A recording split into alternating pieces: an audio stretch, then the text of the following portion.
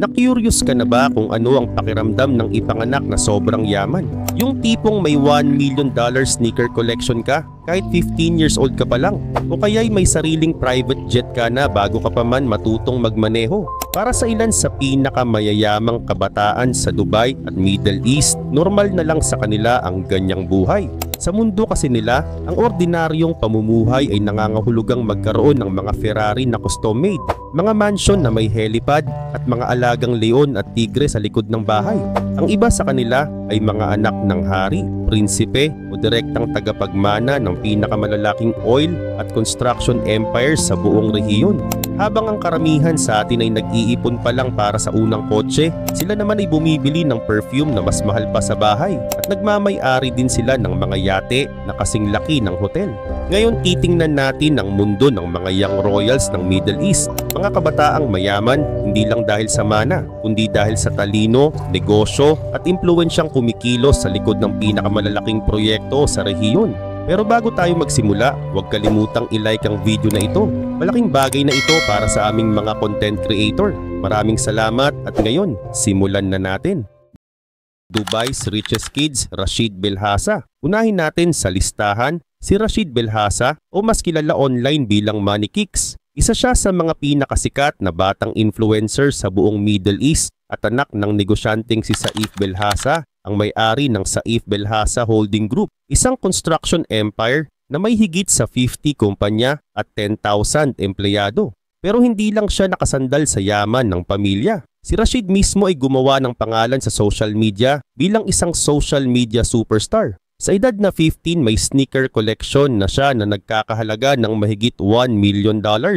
Hindi ito basta-bastang koleksyon. Kasama rito ang mga signed 2004 Air Jordan 13s mula kay Michael Jordan mismo at mga Nike Air Yeezy 2 Red Octobers na umaabot sa $15,000 ang halaga bawat pares. Mas mahal pa sa kotse ng karamihan. At hindi lang yan. May mahigit 2 million siyang followers sa Instagram at 3 million subscribers sa YouTube kung saan ipinapakita niya ang marangyang lifestyle niya kasama ang mga sikat na personalidad.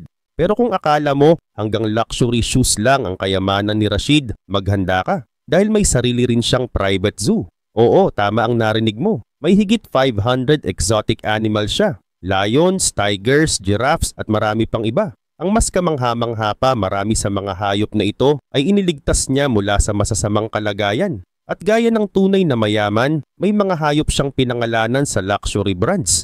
Tulad ng lion na si Versace at orangutans na sina Gucci at Dior. Hindi bukas sa publiko ang zoo na ito, pero dinadayo ito ng mga international celebrities. Sila Mariah Carey at Floyd Mayweather ay ilan lang sa mga bumisita na. Isipin mo isang araw nag-aalmusal ka habang may giraffe sa tabi mo at kinabukasan, kausap mo si Mayweather. Para kay Rashid, normal lang yan. Siyempre napakamahal ng pagpapatakbo ng ganitong zoo. Ang mga public zoo nga milyon-milyon ang gastos kada taon.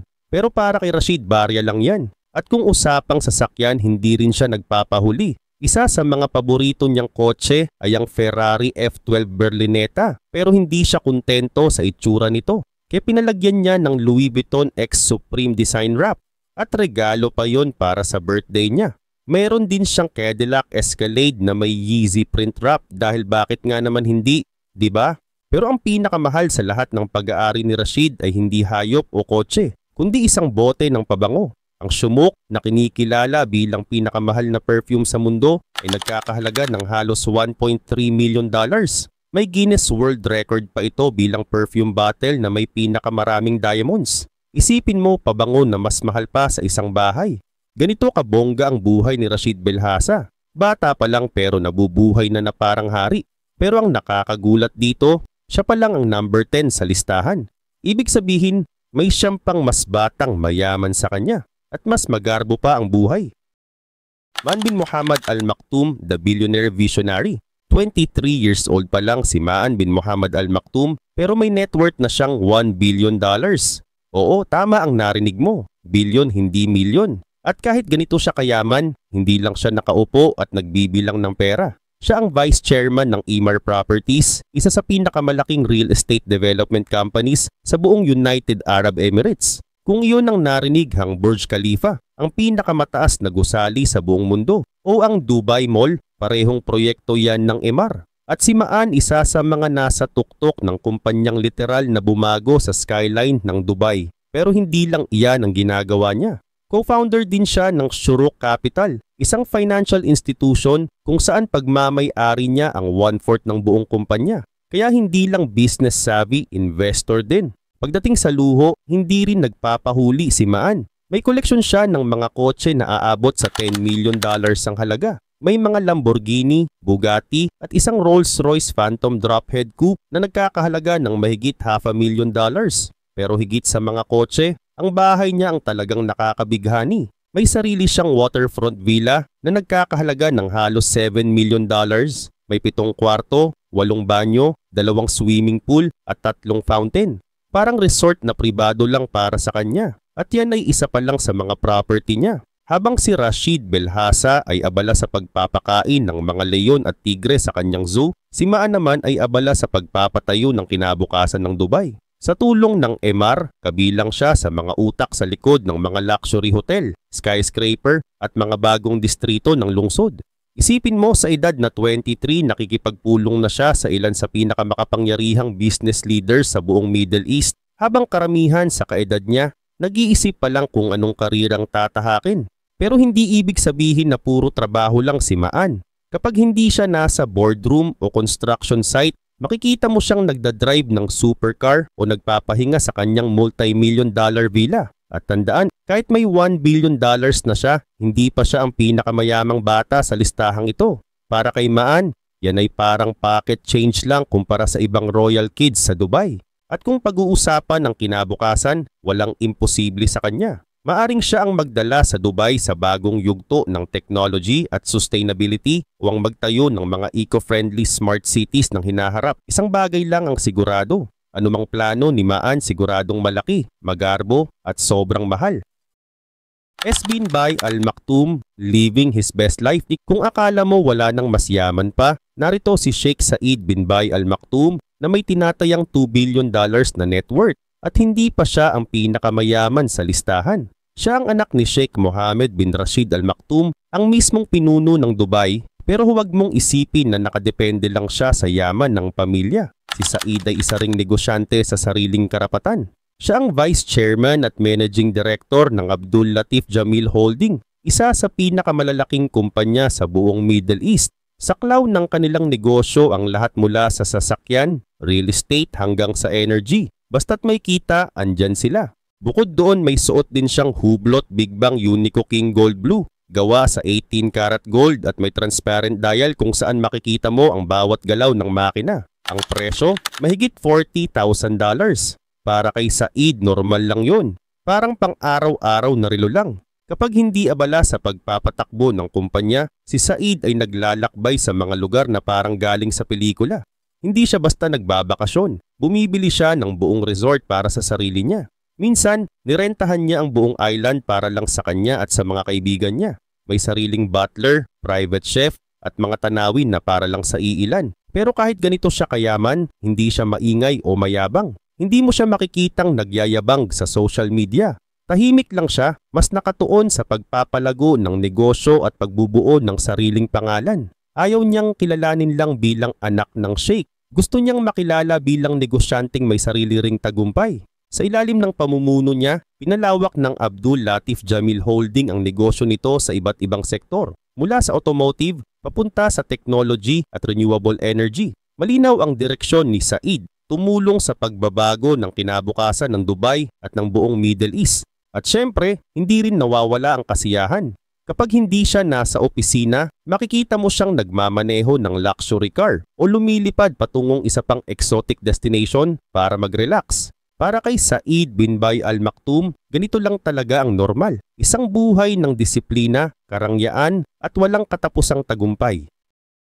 Hamdan bin Rashid Al Maktoum, the billionaire prince of power and luxury. Hindi lang basta anak mayaman si Hamdan bin Rashid Al Maktoum. Siya mismo ang kahulugan ng salitang billionaire royalty. Sa edad niya ngayon may net worth na siyang $19.1 billion. Oo, billion, hindi milyon. At nakapwesto sa number 36 sa Forbes list of billionaires. Pero huwag mong isipin na minana lang niya lahat yan. Si Hamdan ay isang tunay na negosyante. Siya ang pinuno ng kanilang family construction company at hindi ito basta-bastang negosyo. Bawat taon kumikita ito ng halos $7 billion, mas malaki pa kaysa sa kita ng ilang maliliit na bansa. Ang yaman niya ay literal na sumabog pataas. Mula sa $1 billion, naging $19 billion sa loob lang ng ilang taon dahil sa mga malalaking kontrata mula sa gobyerno ng Dubai. Pero hindi lang negosyo ang kayang pag-usapan kay Hamdan. Dahil pagdating sa luho, ibang level din siya. May sarili siyang koleksyon ng mga kotse na parang exhibit ng pinakamamahaling ride sa mundo. May mga Bugatti, Ferrari at Rolls-Royce at karamihan sa mga ito ay rare editions. Iyong mga modelo na kahit ibang milyonaryo napapailing sa inggit. At syempre may sarili rin siyang mansion na parang palasyo. May private helipad sa bubong kaya pwede siyang gumising sa umaga at diretsong lipad gamit ang sariling helicopter. May swimming pool na kasing laki ng resort at mga hardin na parang mini forest. Sobrang lawak, pwede kang maligaw sa loob. Kung akala mo si Said ang may pinakamagandang koleksyon ng relo, maghanda ka. Dahil si Hamdan ay may watch collection na kayang pataubin ng mga Swiss luxury brands mismo. Lahat ng piraso ay custom made at nagkakahalaga ng higit pa sa presyo ng bahay ng ordinaryong tao. Pero hindi lang puro negosyo at karangyaan ang buhay niya. Kapag hindi siya abala sa mga billion-dollar deals, madalas siyang makitang naglalayag sa sarili niyang luxury yacht o sumasali sa mga equestrian events. Oo, sa mga karirahan ng kabayo, hindi lang siya nanonood, competitor mismo siya. Parang dalawang mundo ang ginagalawan ni Hamdan. Sa isa siyang seryosong negosyante na gumagawa ng multi-billion-dollar empire at sa kabila, isang atletang kabayo na kinahuhumalingan ng sports ng mga hari. At kung gusto mong malaman kung paano siya nagsimula, ito ang nakakagulat, nag-drop out siya sa Harvard. Pero hindi dahil sa kakulangan ng talino, kabaliktaran pa nga. Maaga niyang pinatunayan ng kanyang galing sa negosyo nang itatag niya ang Future Prowess Consultancy, isang multi-million-dollar investment firm na nakatuon sa larangan ng technology at innovation. Kaya kung tutuusin, si Hamdan bin Rashid Al Maktoum ay isang bihirang uri ng royal. Pinaghalo ang utak ng negosyante, puso ng atleta at lifestyle ng hari. Sa kanya ang salitang power ay hindi lang titulo, isang pamumuhay. Sheikh Abdullah bin Zayed Al Nahyan, the tech visionary prince of the UAE. Si Sheikh Abdullah bin Zayed Al Nahyan ay hindi lang basta miyembro ng mayamang pamilya ng Abu Dhabi. Isa siya sa pinaka-impluwensyal na kabataang negosyante sa buong Middle East. May net worth siyang $500 million o kalahating bilyon at imbis na umasa sa yaman ng pamilya, siya mismo ang bumubuo ng sarili niyang pangalan. Kung may hilig si Hamdan sa kabayo at si Said sa relo, si Abdullah naman, adik sa teknolohiya. Pero bago tayo pumunta sa seryosong bahagi, pag-usapan muna natin ang kanyang mga laruan. Sa garahe pa lang niya, siguradong mapapanga ka. Nandyan ang Bugatti Veyron, isa sa pinakamabilis na kotse sa buong mundo na kayang umabot ng higit 250 miles per hour at may presyong halos $2 million. Pero mas mahal pa rito ang isa pa niyang alaga, ang Ferrari LaFerrari. Limitado lang ito sa 499 units sa buong mundo at bawat isa ay nagkakahalaga ng higit $3 million. Ibig sabihin halos parang race car na may plaka. At hindi lang kotse ang pagmamay-ari ni Sheikh Abdullah. May mansion din siya sa Emirates Hills, isa sa pinaka-exclusive na lugar sa Dubai. May sarili siyang private cinema. Oo, hindi siya pumupunta sa sinihan, siya ang pinupuntahan ng sinihan. At swimming pool na parang mini water park. Literal pwede kang maglayag ng maliit na yacht sa laki. Pero ang mas kahanga-hanga kay Abdullah ay hindi lang ang luho niya, kundi ang vision niya para sa hinaharap. Isa siya sa mga namumuno sa Mubadala Development Company, isang higanteng investment firm ng UAE na layuning gawing sentro ng teknolohiya ang bansa. Dito pumapasok ang ambisyon niyang baguhin ang mundo gamit ang innovation. Sila ang nagpupondo sa mga proyekto sa artificial intelligence, renewable energy at mga smart city, mga lungsod na kayang mag-adjust mag-isa. Isipin mo, kotse na nagdadrive ng walang driver, bahay na automatikong nagbubukas ng aircon pag pauwi ka na, at ospital na kayang mag-diagnose bago ka pa magkasakit. Hindi lang basta negosyo ang habol ni Sheikh Abdullah. Isa rin siya sa mga pinakamalaking taga-suporta ng edukasyon at malinis na enerhiya. Nagpapatayo siya ng mga solar farm sa disyerto at mga training program para sa bagong henerasyon ng mga tech genius sa Middle East. Yan ang pinagkaaba niya sa karamihan ng mga anak mayaman. Habang ang iba'y abala sa pag-post ng luxury lifestyle sa Instagram, si Abdullah ay tahimik na nagtatayo ng kinabukasan. Hindi siya basta gumagastos, nag-i-invest siya sa future. At hindi doon nagtatapos ang kanyang impluensya. May mga stake din siya sa real estate, healthcare at aerospace industries. Sa madaling salita, diversified ang kanyang negosyo. Mas malawak pa sa social circle ng ordinaryong tao. Pero syempre marunong din siyang mag-enjoy. Kapag hindi siya abala sa pagpapaikot ng bilyon-bilyong dolyar sa tech investments, makikita mo siyang umiikot sa Dubai gamit ang kanyang supercar o nanonood ng pelikula sa sariling private cinema. Sa totoo lang, kung may tinatawag na Prince of the Future, walang dudang si Sheikh Abdullah bin Zayed Al Nahyan ang tatakbo sa titulo. Sa kanya, hindi lang ito tungkol sa kayamanan. Ito ay tungkol sa paghubog ng hinaharap. Sheikh Mohammed bin Hamad Al Thani, the billionaire visionary of Qatar. Si Sheikh Mohammed bin Hamad Al Thani ay hindi lang basta anak ng maharlikang pamilya ng Qatar. Isa siya sa mga pinakabatang bilyonaryo sa buong mundo na may net worth na $8.4 billion. Oo, tama ang narinig mo. Mas malaki pa ang yaman niya kaysa sa kabuuang GDP ng ilang maliliit na bansa. Bilang Deputy Chairman ng Qatar Investment Authority, QIA, ang pinakamalaking sovereign wealth fund ng bansa. Hawak niya ang responsibilidad sa paghawak ng higit $450 billion na assets. Sa madaling salita, siya ang tumutulong magpatakbo sa alkansya ng buong Qatar. Pero kahit napakalaki ng responsibilidad niya, marunong pa rin siyang mag-enjoy. Sa kanyang garahe pa lang, siguradong mapapahinto ka. Meron siyang Koenigsegg Agera RS, isang supercar na parang rocket sa lupa. Kaya nitong tumakbo ng mahigit 270 miles per hour at nagkakahalaga ng $2.5 million. Pero mas wild pa rito ang kanyang Bugatti La Voiture Noire, isang one-of-a-kind na sasakyan na tinaguriang pinakamahal na kotse sa mundo. May presyong $18.7 million.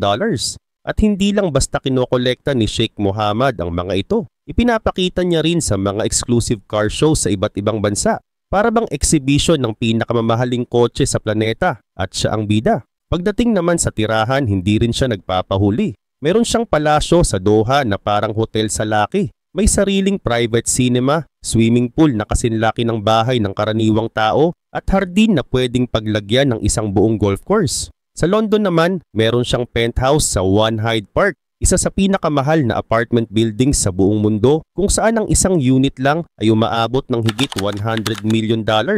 At kung akala mo tapos na tayo sa luho, meron pa ang kanyang watch collection. Ang ilan sa mga paborito niya ay mula sa Patek Philippe at A. Lange & Söhne, dalawang brand na kilala sa handcrafted Swiss precision. Ang pinaka-espesyal sa lahat, ang Patek Philippe Grandmaster Chime, isang orasan na may 20 complications o kakaibang mechanical functions at may presyo na halos $31 million.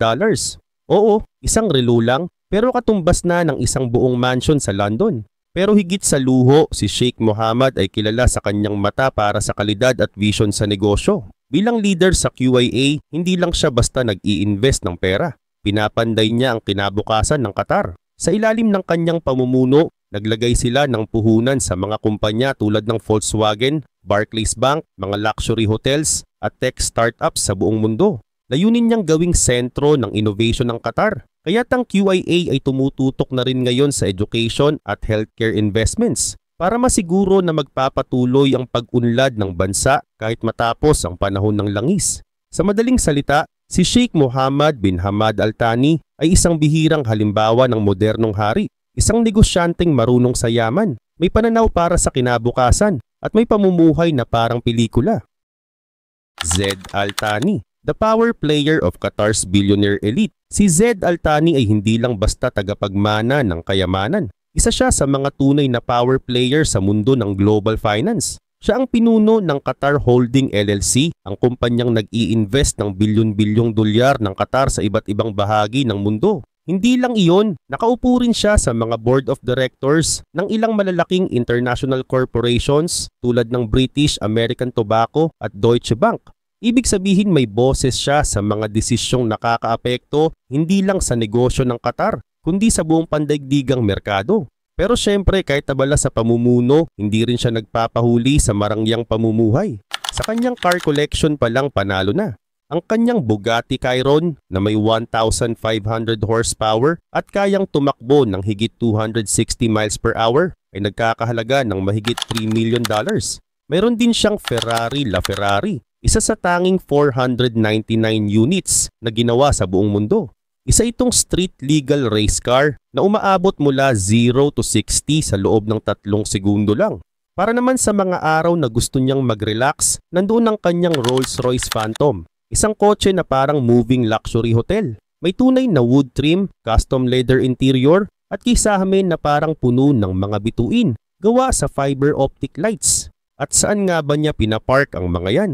Sa kanyang mansion sa Doha na parang isang private resort. May maramihang swimming pools, sariling sinihan at napakalawak na hardin. Pero hindi lang doon nagtatapos ang kanyang mga ari-arian. May penthouse siya sa London na may tanaw ng Thames River at isang beachfront property sa Malibu kung saan tanaw niya ang paglubog ng araw sa Pacific Ocean. Kung tutuusin ang kabuwang halaga ng kanyang real estate portfolio ay posibleng mas mataas pa kaysa sa GDP ng ilang maliit na bansa.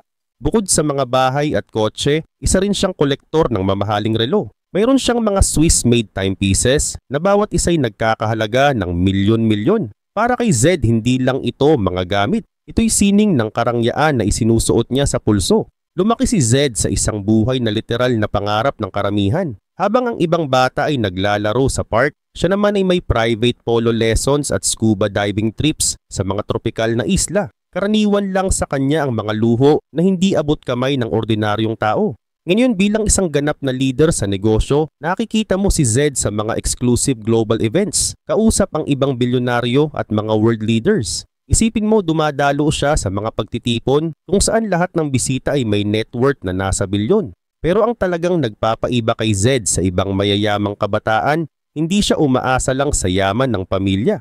Isa siyang negosyanteng marunong kumilos, lumilikha ng sarili niyang pangalan at may tunay na impluwensya sa mundo ng global finance. Sa tuwing nagsasalita siya, ang mga bilyonaryo nakikinig. Hamad bin Khalifa Al Thani, the billionaire with a purpose. Si Hamad bin Khalifa Al Thani ay hindi lang basta mayaman. Siya ang klase ng tao na may kayamanang kayang bumili ng isang maliit na bansa kung gugustuhin niya. May net worth siyang humigit kumulang $8 billion. Pero ang mas kahanga-hanga, hindi lang niya ito ginagastos para sa sarili. Ginagamit niya ito para baguhin ang mundo. Unahin muna natin ang kanyang lifestyle dahil ibang level talaga. Mayroon siyang koleksyon ng mga kotseng pangarap ng karamihan, Bugatti, Koenigsegg at Pagani. Lahat ito bihira at nagkakahalaga ng milyon-milyon bawat isa. Pero hindi doon nagtatapos. May sarili rin siyang fleet ng mga private jet. Oo, fleet, hindi lang isa. Kapag siya ay naglalakbay, hindi siya pumipila sa airport. May sarili siyang eroplano na mas malaki pa kaysa sa bahay ng ordinaryong tao. May gold-plated fixtures, leather seats na mas mahal pa kaysa sa isang sports car, at mga amenities na parang hotel sa Himpapawid. Sa mga tirahan naman, si Hamad ay may mga mansyon sa iba't ibang panig ng mundo. Mayroon siyang palasyo sa Doha na parang isang maliit na lungsod. May sariling mosque, ilang swimming pools, at daan-daang silid. Sa London, pag-aari niya ang isang property na sakop ang buong city block. Habang sa Paris naman, may mansion siya mismo sa kahabaan ng Champs-Élysées, isa sa mga pinaka-prestihiyosong lugar sa France. Sa Amerika, may ilan pa siyang estate na ang kabuwang halaga ng kanyang real estate portfolio ay mas mataas pa kaysa sa GDP ng ilang maliliit na bansa. Pero ang talagang nakaka-inspire kay Hamad ay hindi lang ang luho, kundi ang layunin sa likod ng kanyang kayamanan. Siya ay aktibong tumutulong sa edukasyon at kalusugan, hindi lang sa Qatar kundi sa buong mundo. Taon-taon naglalaan siya ng daan-daang scholarship para sa mga estudyante mula sa iba't ibang bansa. Pinapadala niya sila sa mga prestihiyosong universidad tulad ng Oxford, Harvard at MIT. At hindi lang tuition ang sagot, pati tirahan, libro at pang-araw-araw na gastusin ay sagot ni Hamad. Sa larangan naman ng kalusugan, gumagastos siya ng milyon-milyong dolyar para magtayo ng mga ospital at research centers. Isa sa kanyang pinakamalaking proyekto ay ang state-of-the-art orthopedic at sports medicine hospital sa Doha. Ang ospital na ito ay parang galing sa isang sci-fi movie. May mga robotic assistants sa operasyon at mga rehab machines na high-tech at advanced. Nakipag-partner din siya sa mga prestihiyosong institusyon tulad ng Weill Cornell Medicine upang makapagbukas ng mga satellite campus sa Qatar. Ang layunin niya, sanayin ang susunod na henerasyon ng mga doktor at scientist sa mismong Middle East. Pero hindi lang basta donasyon ang ginagawa ni Hamad, may direksyon ng kanyang mga proyekto. Isa siya sa mga nangunguna sa renewable energy investments upang unti-unting ilayo ang ekonomiya ng Qatar sa pagdepende sa langis. At higit sa lahat gusto niyang gawing sentro ng edukasyon at kalusugan sa buong rehiyon ng Doha. Isang lungsod na hindi lang kilala sa yaman, kundi sa kaunlaran at karunungan. Kung tutuusin, si Hamad bin Khalifa Al Thani ay hindi lang simbolo ng karangyaan. Siya ay larawan ng modernong hari na may puso, layunin at bisyon para sa kinabukasan.